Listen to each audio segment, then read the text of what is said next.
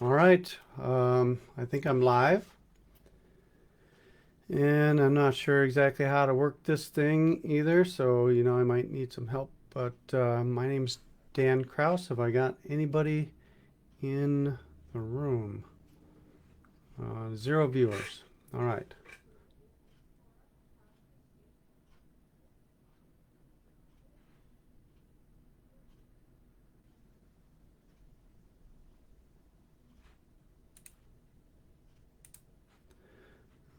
Okay, I got some tips. Close settings. All right. Now, I'm not sure where Carry On is, so perhaps I need to wait for her. She's going to help me with this.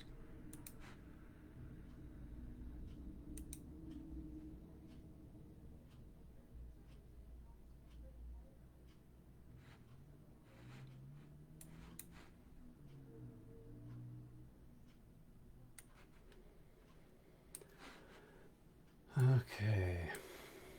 One viewer. Oh, that's sweet. All right. So, like I said, my name is Dan Kraus. I don't know if anybody can hear me, but I am planning to give a presentation here in about a minute on some estate planning mistakes and how to avoid them. So, also, I may have some technical issues, so I hope that people can bear with me. I'm going to, I see Carrie, thank you. She says she can hear me. That's great news. All right. Hopefully you can see me as well. Um, Trying to figure out how to share a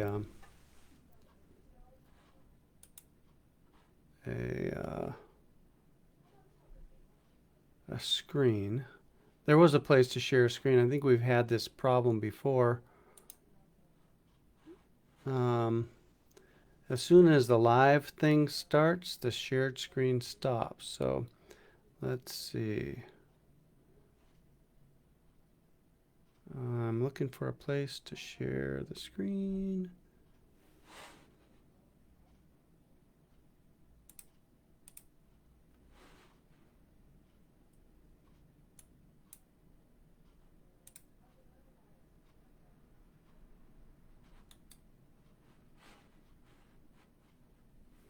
Oh my goodness. That was a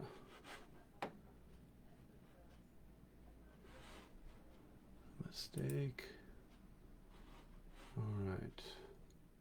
Display settings.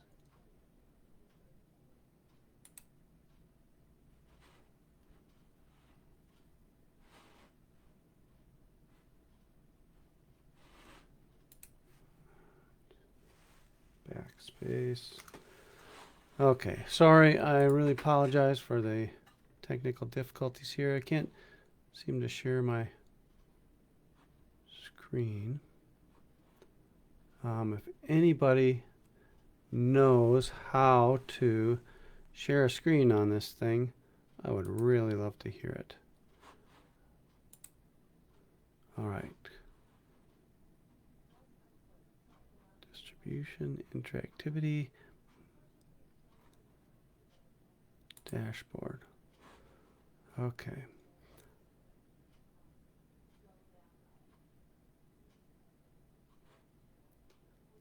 All right. Anyways, here we go. Under the camera. Okay, where's the camera? I can't even find the camera anymore. I think I've stream, viewer, maybe stream settings. Got the microphone and camera control. I can't change that, unfortunately.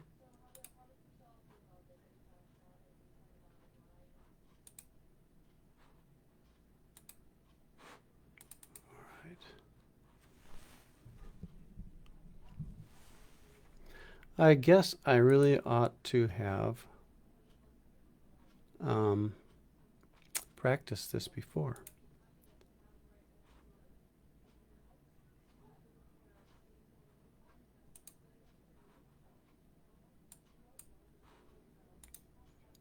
All right. Well, I am just going to go ahead and start.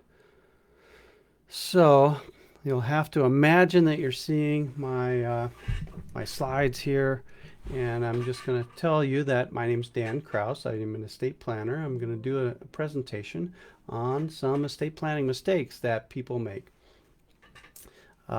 I have a long career in estate planning. I've been an attorney since 1999. I've been doing estate planning since I've become an attorney. I am licensed in Wisconsin, Illinois, and Minnesota, though I primarily practice in Wisconsin, where I've got three offices, one in Brookfield, one in Madison, and one in Oregon, Wisconsin. And my other history is I've been I'm actually a retired major from the JAG Corps, U.S. Army JAG Corps. I've also been in the Peace Corps back in the 90s. I was in Kenya for a couple of years teaching English. We've got our law firm called Kraus Estate Planning and Elder Law Center, and we do estate planning and elder law. It's easy to tell by our name, and we love to help people not make mistakes or make good choices. So what we're going to cover, we've got essentially 8 topics. Number 1 is what is estate planning. We'll cover that very briefly. Then we'll talk about what can happen if you don't plan at all. Then we'll talk about some signing mistakes that people make, signing documents. Then we'll talk about a person whose power of attorney may not be strong enough. That's a financial power of attorney. We'll talk about healthcare powers of attorney that might not be filled out correctly, so they're not strong enough and they cause problems. We'll talk about naming beneficiaries in your estate plan or having people inherit from you who are either elderly or disabled and the problems that that might cause them after your death. We can talk then, number 7, about failure to plan for your elder care if you should happen to need elder care in the future. And then the last one, my favorite, failure to hire a good attorney. That's another failure that many people make in estate planning. All right, one more check here on my my dashboard just to see if I can figure out how to go and share my screen.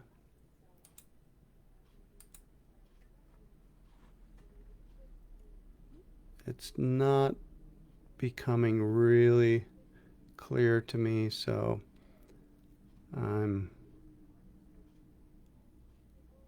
just, so there's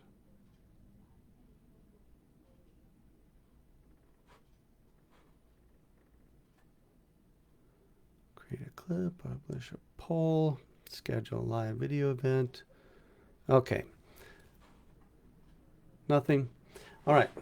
So what is estate planning? Well, estate planning is defined by me as arranging your affairs so that if you become incapacitated or dead, that your assets, your income, and your medical care are taken care of by those you choose in a way you choose. So it's all about choosing what happens in case you become incapacitated or you pass away. A comprehensive estate plan includes 3 documents. These are the minimum requirements for a comprehensive estate plan. Now, estate plans that we do for people can contain dozens of documents, but the very, very basics for what you might call a comprehensive estate plan are the will, the financial power of attorney, and the health care power of attorney. Those are the 3 legs of the stool we call estate planning, and we can add a lot of different things into there, but those are the basics. If you don't have those 3 things, then I would suggest that you rush to get at least those three. All right, so one problem that people have, or one mistake that people have, is they don't plan at all. A failure to plan. So if you don't plan, the state law controls whatever is going to happen to you if you become incapacitated or if you pass away. In Wisconsin and in most states, it depends on the state, of course, your closest relatives are going to get your stuff. Now in Wisconsin, we don't look past the first cousins. So that means descendants of your grandparents. If someone is beyond, like descendants of your great-grandparents, that would be second cousins. They're not included. They would not inherit from you. If you had nobody that was closer than a first cousin, or a first cousin or closer, and you died without having a plan, then, unfortunately, the state is going to get your money. Now, it's the State General Education Fund, and it does happen a couple times a year. The State General Education Fund ends up with some assets from somebody who died without making a plan. There are going to be probate proceedings. Now, this can happen if you have a will also, but it can generally be avoided by using a revocable living trust or other trust-based type of estate plans. You could have problems with young people, like 18-year-olds, with money. Now, if you haven't planned, you haven't set up anything for what should happen if a young person ends up with a whole bunch of cash. This can be dangerous. In some cases, it can even be fatal. And 18-year-olds who have too much money, too much time on their hands, and too many crazy ideas sometimes hurt themselves by accident or even on purpose. Especially another thing is in second marriage situations, the state law varies widely by the state. In Wisconsin, if you have kids and your spouse has kids and you die, it depends on the titling of the assets as to how much your kids are going to get, if anything, how much your spouse is going to get, and that's usually a huge mess if you haven't planned it out. And also, if you become incapacitated, there's likely to be a guardianship case. So if you haven't planned, the guardianship case is going to decide who is going to control your assets and your health care, your medical care. Excuse me. Oh, also, if you haven't planned, you may end up on machines, like health machines, for a long time. I'm not talking about a treadmill. I'm talking about breathing apparatus or apparatus that feeds you, feeding tubes, that kind of thing. It may end up being that you haven't made a choice there. One example of somebody who didn't plan is James Dean. Now, I know that's dating myself, but I wasn't even alive when he passed away, but he's still famous. There are other famous people examples, but for the older generation, myself and older, I suppose, we're familiar with James Dean, rebel without a cause. Well, he died at 24 years of age, and no surprise, 24-year-old did not have a will or any other estate planning. His entire estate, including his licensing fees and everything, passed to his father. Now, his mother had died when he was young, in grade school type, or maybe even preschool. Unfortunately, after his mother died, his father essentially abandoned him to his mother's sister. So James Dean's aunt raised him. He didn't get along with his father, and then when he died, his father hit the jackpot. So for his father's entire life, he got millions of dollars every year from these licensing fees, etc. And I think James Dean probably would have picked a different person to receive his estate. All right. Now, I also want to point out another very famous case. Now, this wasn't a celebrity, but unfortunately, not by her choosing. She became a celebrity, and her name is Terry Schiavo. Now, this was at the turn of the century, 2000s, when this became a really big thing in the news. But this unfortunate woman, she was married, she was 26 years old, and she had cardiac arrest. Her heart stopped, and I don't know what reason her heart stopped. It doesn't really matter. Heart stopped, and long enough for her brain to be deprived of oxygen so that her brain didn't function anymore. But she was revived, her heart started again, her other organs were able to be used, and in fact, she was a vegetable, as we say, until 2005. So in 1990, she had a cardiac arrest. She lived until 2005. She was very healthy, apparently, when she had this cardiac arrest, except for the fact that her heart stopped. And there was ongoing court cases, millions in court costs, and medical care to keep her alive for 15 years while they fought about it. Now, in her case, her husband wanted to let her go. Said, okay, it's time to say goodbye. We need to stop at the feeding tube and just let her go. She was breathing on her own. Her parents fought against that and said, no, she needs to be kept alive. Miracles happen, and we think she's going to wake up, etc. So the family's in limbo for 15 years, and they've got Terry Schiavo living there. Most people would not choose that for themselves. So do some planning. By planning, you can sign documents that would say, give instructions that if you are in a persistent vegetative state, that you don't want life-sustaining procedures or feeding tube. Eventually, she didn't die on her own. Well, she did die on her own, but only after they pulled the feeding tube. The court case was over. Eventually, finally, after 15 years, they stopped the feeding tube and she was dead within 2 weeks. Not something you want your family to have to go through. All right, another mistake that people have, besides just failing to plan altogether, is they plan, but they sign the documents wrong.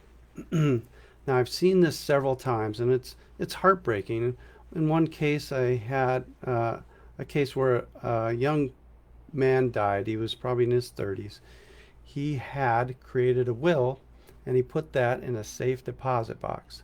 Now, the will that he had created was a single sheet of paper written on both sides in his handwriting of what he wanted stuff to go to, and much of it included his girlfriend, his longtime partner. Unfortunately, he signed it, but nobody else signed it. There were no witnesses. So, in Wisconsin and most states, you need at least 2 witnesses to witness a will, or the will is not legal. And just so that you know, a witness can be related to you, and a witness can inherit from you. However, a witness may not inherit more than they would if there was no will. So, if you have a friend that you want to get something from your will, you put them in there and they're supposed to get $10,000, let's say, and then you say, okay, I've got my will ready, can you be one of my witnesses? And they say, well, I'm not related to you, so that's probably okay, so I'll be a witness. Then after you've passed away, the friend is very sad but is ready to get their $10,000, but the law says, because they're not related to you, they get nothing, because they can't get any more than if you had no plan at all. And if you have no plan, we know only relatives would get it. Friends don't get anything. So therefore, you're written out of the will if you're a witness. So be careful about witnessing. Sometimes this happens. Another signing mistakes that I see is healthcare powers of attorney. There are a lot of witnessing rules about healthcare powers of attorney.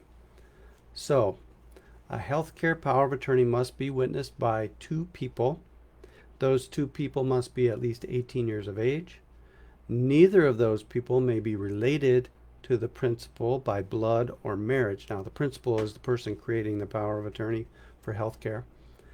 They cannot be an heir of the estate of the principal, so they can't be somebody that the principal is going to give assets to upon their death, even if it's a friend, not necessarily a relative. They cannot be responsible for the principal's health care, financially responsible for the principal's health care. The witness cannot be a health care worker that is a health care worker for the principal.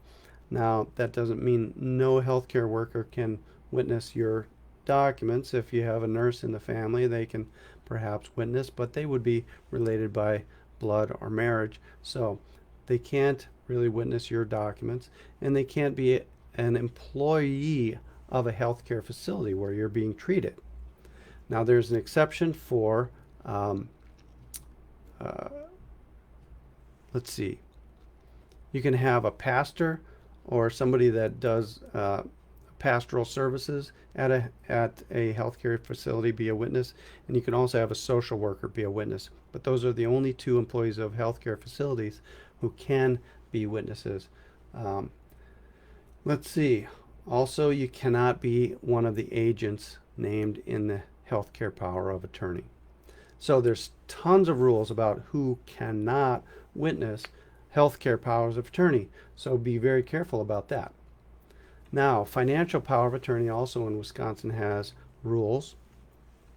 And in order for a healthcare attorney to be valid, it has to be acknowledged by a notary public. Now, you can have your financial power of attorney witnessed by 100 people if you want to, but it's not valid. It's not going to be valid and enforceable unless it's notarized. So that's a difference between the healthcare power of attorney, which needs witnesses, a will, which needs witnesses. Now the financial power of attorney needs a notary. Okay? So now also other states have other ideas about what's needed. So if it's Florida, you need a couple of witnesses to deal with real estate. So anytime you have Florida property and you're doing a Wisconsin power of attorney for finances, you should also have two witnesses along with that notary sign the document so they can deal with your Florida property. So that's another mistake that we see with people and signing. Now let me check the time. It's about 1:23. Okay. Another mistake that I commonly see that people do their estate planning is their power of attorney for finance is not strong enough. It's not strong enough to do the things that they want it to do. In Wisconsin, the rules are very clear, but people don't know the rules. You have to look in the statutes and the laws to see what the rules are. So, a power of attorney that says something as simple as I give all the powers that I can possibly give to my agent. And that's in a sentence. It just says that. I hereby allow my agent to sign everything that I might be able to sign and make every decision that I might be able to make, hereby signed and notarized. Well, you would think that that would be good, wouldn't you? But it's not. Unfortunately, you have to give specific powers. Some things you have to give specifically. Now, a general power like that is good for many things, but it's not good for some things that are very important. Now, so let's say you had a power of attorney that said that, or you had the state form power of attorney. Now, it's put out by the state. The state legislature actually created this form power of attorney, and you may have seen it. It's got blanks there where a person can initial each power that they want the person to have. So there's a box or a line next to the power under real estate, under the power called banking. And then there's other powers. There's about a dozen of them. And so what I see is many people just go through and they initial every single one. And they're careful to initial all the powers. Then they sign it, it's notarized, and then they believe now my agent is going to be able to do everything that they might need to do. Well, they're wrong, and nobody warns them about this. These powers of attorney that say my agent can do everything that I could do, or the powers of attorney that you get from the state or online that initial each section, they're not good for Medicaid planning. So if you ever become incapacitated and your family wants to save your assets, if they want to save your assets from having to be spent down until there's nothing left, then these powers of attorney will not help because they don't have certain powers in them. The specific powers that you need are the powers to create a trust that have to be specified, and more importantly, actually, the gifting power. And the gifting power also has to be said in a certain way, so the gifting is not limited. All right, so I'm just going to read off, and this is going to be probably a boring read off of what the Wisconsin statute says that a general power of attorney does not do. These powers need to be specified. A, the power to create, amend, revoke, or terminate a trust. B, the power to make a gift has to be specified. C, the power to create or change rights of survivorship. D, the power to create or change beneficiary designations. E, the power to delegate authority granted under the power of attorney. So if you power of attorney needs to say, hey, I'm going to let my wife do some of this stuff, so assign over some power to her. That can't be done unless you specify and allow that agent to make that delegation. They're not allowed to, F, have the power to waive the principal's right to be a beneficiary or of a joint survivor annuity, including survivor benefit under retirement plan. So be careful about retirement plan planning if you don't have specific powers in your power of attorney. G, exercise fiduciary powers that the principal has authority to delegate. H, disclaim property, including a power of appointment. And I, access the content of an electronic communication sent or received by the principal. So just by giving a general power of appointment, you're not giving the power to get into your email. So a lot of these things are not clear. You wouldn't know them unless you read the law. But also, it's funny that the general power of attorney that the state provides as a form does not include these things, and it doesn't warn you that they're not included. Be careful. These are big mistakes that I see. So here's a little story, and I've seen this story more than once. It's not a particular person in this case, but let's just say mom. Let's just call him mom. Mom needs nursing care, and she's gotten to the point, either she had a stroke or she's gotten to the point where she is no longer able to sign documents competently.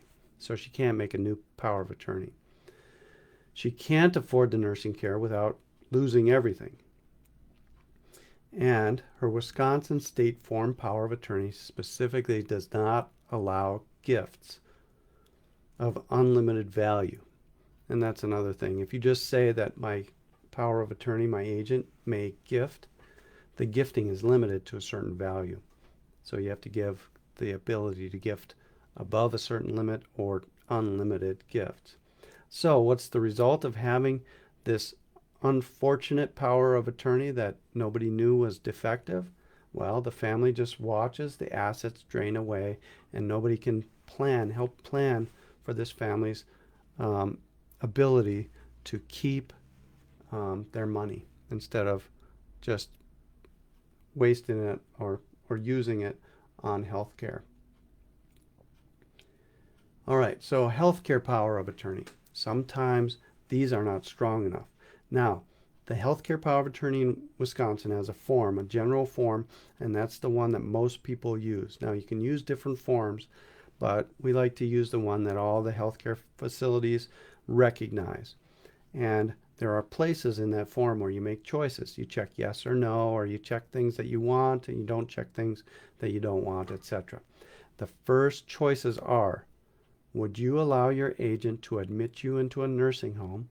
And would you allow your agent to admit you into a community-based residential facility? Many people don't check those, or they check no, because nobody wants to be admitted into a nursing home. Nobody wants to be admitted into a community-based residential facility. assisted living. But by checking no or not checking anything, now you're setting your family up for a guardianship, unfortunately.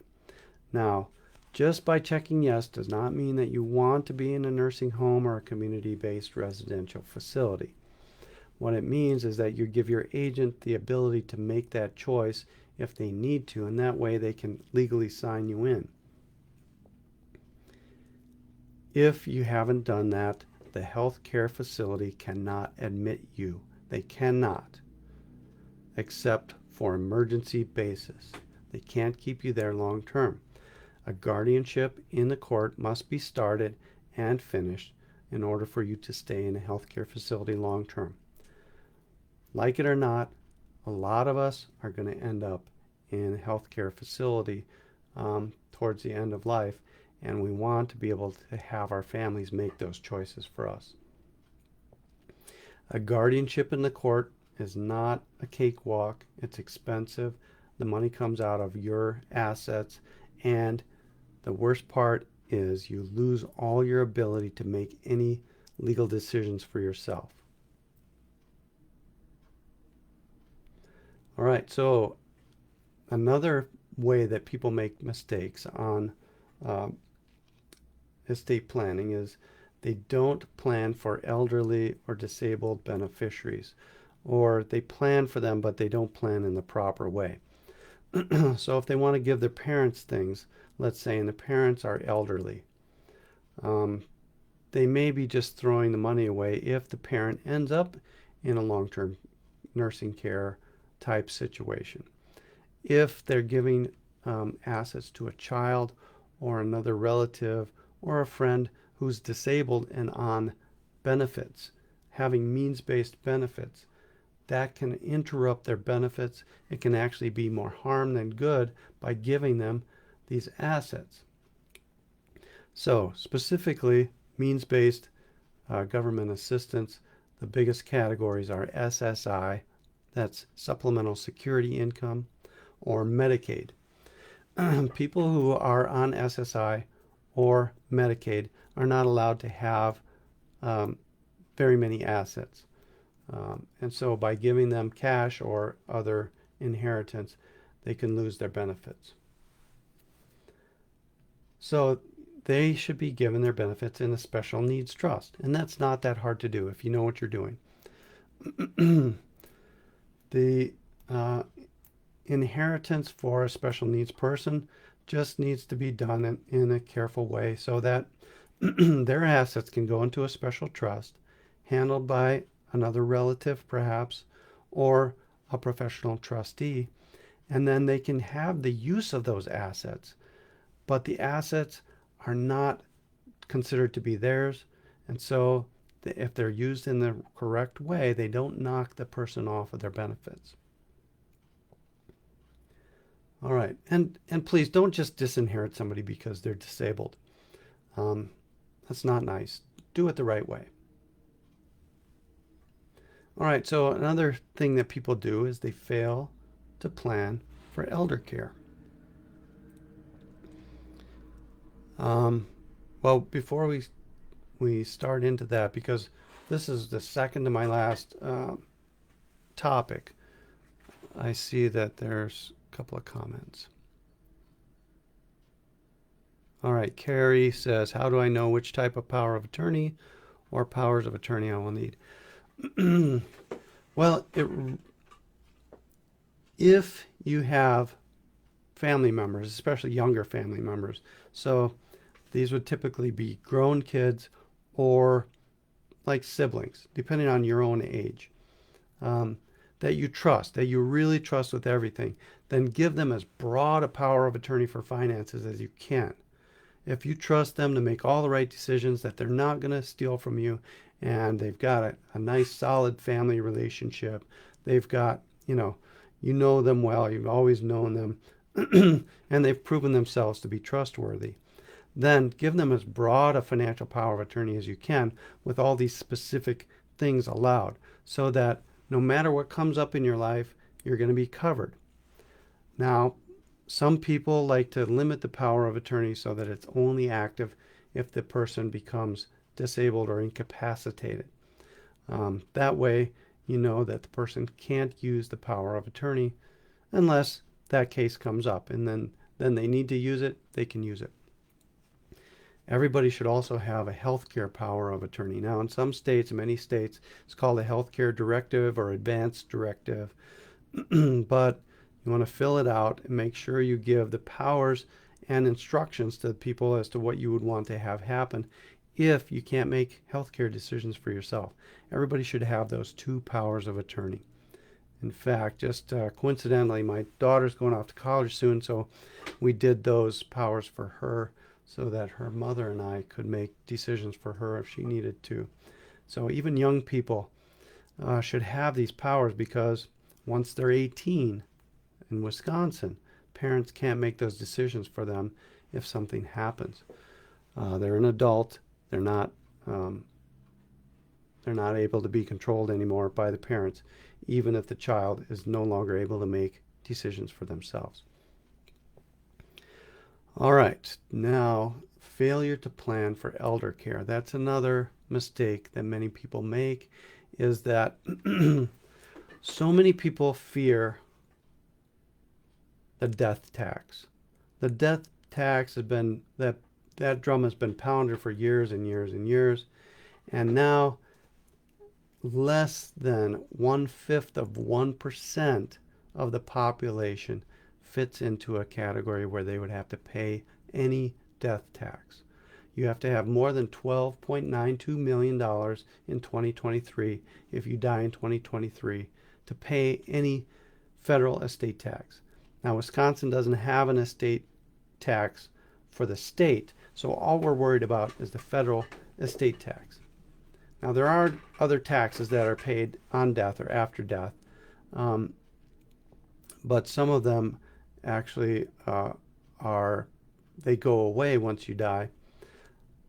The IRAs and 401ks, etc., that you put away pre-tax, somebody's going to have to pay those taxes, but it's not considered an estate tax. It's just paying the tax on that income that's never been paid yet. So whenever you take those IRAs out, or your kids take the IRAs out, if they inherit from you, then the tax has to be paid on that income. But the estate tax has always been the boogeyman of estate planning. But it's really not very common for people to have to worry about the estate tax. If you do, then you do, and it's a big tax, and you should take very good care to avoid it if you can, or avoid as much estate tax as you can. However, the boogeyman that really hits people at the end of life is the fact that if you reach age 65, statistics are these days that it's about a 50% chance that you're going to spend some time in a long-term care facility. Now we're talking about a nursing home or assisted living facility. And then the average stay is something over 2 years. In Dane County, Wisconsin, where I am, the average cost of a nursing home, a licensed nursing facility, is about $13,000 a month. Now, very few people make that much income, and many people make a small fraction of that income every month. So they're going to end up spending all their life savings on nursing care. They can also lose the house and everything else. So that's the boogeyman that people don't plan for. Now, I don't have time to go into that, and that's another presentation, and we'll do that coming up down the road to talk about what are the things that people can do in order to avoid losing everything to nursing care. And my answer right now is call a good attorney that knows estate planning and elder law, because they can help you do everything that's possible to try to save assets for yourself and your kids, or the people that you leave behind. So the last mistake that I'm going to talk about today, and there's many more mistakes than what we're talking about today. The last mistake is the failure to hire a good attorney. Now, many people don't hire an attorney at all, and they do estate planning for themselves, which can be a mistake. If you make any of the mistakes that I've talked about uh, in this presentation, or there's 1,000 other mistakes that people make, and I've seen a lot. I can't say I've seen them all because I'm always surprised that a new type of mistake comes up that somebody has made on their making their own documents. In fact, I've got a house right now that's mostly paid for by people who made mistakes on their own documents. So I'm here to clean up the mess if somebody makes a mess of their estate planning. But of course, it costs, and it costs more than the original planning itself. um, and then some people, instead of hiring an estate planning or elder law attorney, they hire their attorney that does their contracts or their business stuff or something else, and they say, "Oh yeah, sure, I can also do a will for you." Case in point, Robin Williams died. He had done estate planning, but he planned with a will, which was silly because he could have planned with a trust, and then none of us would know what was in his estate. But with a will, everything becomes public. Anybody can dig into it, see what he had, what he owned, who's getting everything, how much they're getting, when they're getting it, what type of, it's all fun and interesting stuff when it's Robin Williams, but we don't really want that for ourselves. So if he had had the proper counsel, he would have planned in a way that would have kept his affairs private and been less expensive and less in the spotlight. So this thing, doing these documents yourself or using an online program, there's definitely pitfalls there. Now, you can do it. Obviously, it costs less than getting an attorney. Surprisingly, if you do it properly, it doesn't even cost that much less than getting a good attorney to help you with it. But the online programs have the same pitfalls. There's nobody there to supervise you. There's nobody there to advise you whether you should make one choice or another choice, or whether even the choices that they give you in these online programs are right for your situation. So you should have somebody that can look at your situation, look at your family, look at your assets, look at your goals, ask you about the things that you really want and are important to you, that can help you design an estate plan that's customized for you and that's going to work, that you don't make any of these mistakes. So most people that come to me say, well, I just have this situation that's very simple.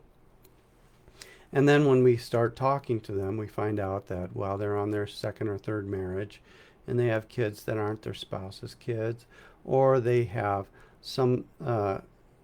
they have a business. Maybe they have an LLC or two or three, and they have some rental property. Maybe one of their kids or their grandkids is a disabled person, and they want to make some designation for that person. Maybe they're worried about one of their children's spouses because they don't trust the spouse and they don't want that spouse to have any control over their child's assets that they're going to inherit. And all of these things complicate, and there are factors that need to be considered when you're doing this estate planning. So I really haven't come across very many simple estates.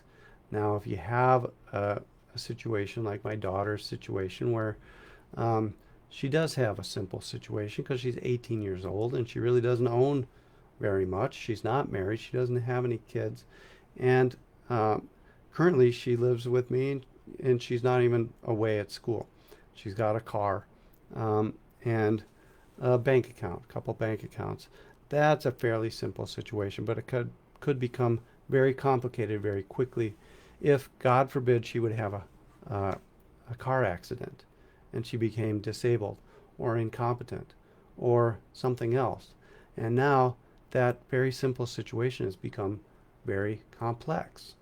Even a person with a simple situation that thinks that it's simple from a start, one accident, one uncontrolled intersection can make that simple situation into a very complex situation. And you want the documents in place that are going to have contemplated that, that have already put in place things that if those things happen, you're going to be covered. You don't want to have the simple will, the 2-page will that says everything goes to my kids equally, period. So many things can go wrong with that. So I understand the desire to have a simple plan, for people to be simple, and they feel that they are simple people and they just want a simple plan. But that simple plan can blow up in your face if something out of the ordinary or unforeseen or unwanted happens to a marriage or to a child or to a grandchild or to the assets, maybe a bankruptcy. Who knows? All of this should be taken into consideration when you're creating documents and creating an estate plan. An estate plan is not really just documents, it's also a plan to update those documents. Now, if you are interested, and I'll ask Laura or Carrie Allen if you could do a search on Amazon and find a link to my book. Because if you're in Wisconsin and you want to know more about estate planning, there's a great primer out there, and I wrote it. It's a book called Estate Planning in Wisconsin: Privacy, Protection, and Taking Control. And it talks a lot about the things that should be done in estate planning. It gives plain language explanations for many of the ideas that we've talked about today in an organized and I've been told an easy to understand manner. So that is estate planning in Wisconsin, and you can get it on Amazon. I think it's like $14.95 or something like that. It's a pretty easy read. I think it's about 90 pages or so, and it's specific to Wisconsin, but it's also a general. It talks a lot about general ideas, wills, powers of attorney. Those you can find in every state. All right, so now I wish I could interact a little more and see if there's any kind of questions, because this is the time now for question and answer discussion. I would love to be able to answer any questions or see people or hear people, but I don't think that's possible to see anybody through this particular medium, the Facebook. All right, now we've got more than one posting for the estate planning. Oh, it looks like somebody took it down. All right, so Laura has posted the link to the book. If you'd like to buy the book, I'd be happy if you did. We give them out to our clients. So if you also want a book, you could become a client of ours and hire us for estate planning. I guess that is it as far as all the tips and pointers on mistakes that people make in estate planning. I hope everybody was able to see and hear me, and that this was somewhat useful. We will be doing one of these every month. When is the next one? If somebody could post in the chat. So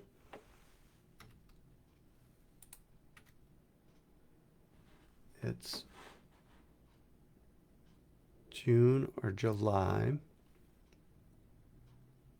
So it must be July. Just watch our Facebook page if you want to know when that's going to be. I can't tell you right now exactly when that will be. So thanks everybody for tuning in and listening. I do appreciate it. And if you have any further questions, Wednesday webinars, first Wednesday of each month at 1 p.m. Thank you, Laura. July 6th is the next one. So I hope to see people there, and stay well, do your estate planning, and have a great day.